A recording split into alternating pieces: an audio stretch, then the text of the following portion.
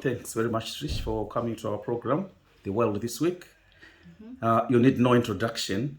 By the way, viewers, Trish's schedule is very tight, so we'll try to be as quick as possible. First things first, Trish, congratulations to your recent achievement. Thank you. We very really much. appreciate that. Thank you. Next is living away from home at uni for the first time. How was the experience? It was very challenging. It was something new, and yeah, it was fun, and I felt free. Oh, free from what? From your parents? Yeah, pretty much, and just being free away from home, having your own independence, and just being your own person, really. Oh, that's great. Yeah.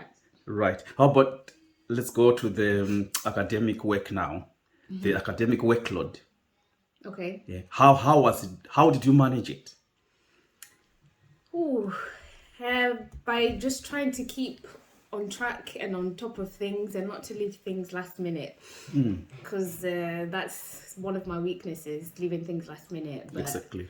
we managed to get there in the end, but just have to prepare yourself, make sure you're organized and meet the deadline. Well, the best thing I would say is to meet the deadline within 2 weeks before your work is actually due, so you've got time for it to be like to send it to friends or lecturers, for it to be proofread. Exactly. And yeah. Oh, that's great. Right. What my next question is, what motivated you? It's like to keep on going. Because for some it's very difficult, for 3 years. It's not a short time, it's a long time. To keep your eye on the ball, you need to have some certain qualities, to keep on going. To keep on looking at the bigger picture, Yeah, I would say having faith was one of the things that kept on motivating me, and thinking about family and how proud my parents would be once I finished.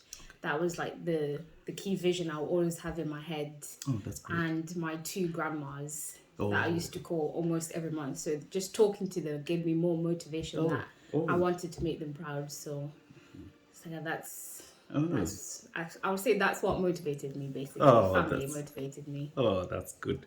That's good to hear. Right. Our next question is, you've got friends and relatives who are planning to enroll as well at the university right now. What would be your advice to them? My advice would be expect the unexpected. Okay. Don't have a certain I know what you mean. mindset of like, oh, I want to do this and this and that. Yeah, some of it will work out, but just expect anything to happen. Like, things can go left and you just need to know how to pick yourself up from there. I see. So I think, yeah, that'll be one of my advice. And just be yourself is another thing. Exactly. And just stay true to yourself. Don't get easily led into the wrong crowd. Oh. Just be you. Right. Before I go to my last question, can I ask you, because I've heard so many people, they talk about, assignment avoidance. Have you ever heard about that? People trying to avoid doing the assignment. You can do this and that, you can end up sweeping, Yeah, that's true. Have you ever fallen victim to that? Yeah. Tell us about it. I used to procrastinate. Like I said before, like not to leave things last minute. I learned that the hard way, because for some people it does give you that adrenaline, but for others it can increase more on stress levels. Yeah, exactly. Which is so it's try not to procrastinate. It's easier said than done, but yeah, exactly. Yeah. Just try not to. Like I said, be organized, keep on top of things, and you'll be okay. And also to always speak to your lecturers or your tutors, because they're there to help you. So always keep nagging them, because at the end of the day, you're paying for it. So you might use it to the best of your advantage. Oh, that's good. Coming to my last question. Now that you have completed your undergraduate, your first degree ever, congratulations, by the way. Thank you. Do you have any plans, like to pursue your education, like a master's, a PhD? Or have you ever thought about that? I'll give it another year. Okay. I just don't want to rush into doing Exactly. a master's just yet, so I'm Yeah. just enjoying every stage and just soaking up like what I've achieved so far. And when I decide to do a master's, hopefully in the next year or less than a year, then we'll see what happens. We just leave it in God's hands. All right. Oh, before I go, I can't help asking this question. Now that you've finished your degree and you are working, how are you finding it? Are you finding the theoretical part of your degree, is it helping you? Yes, In what way?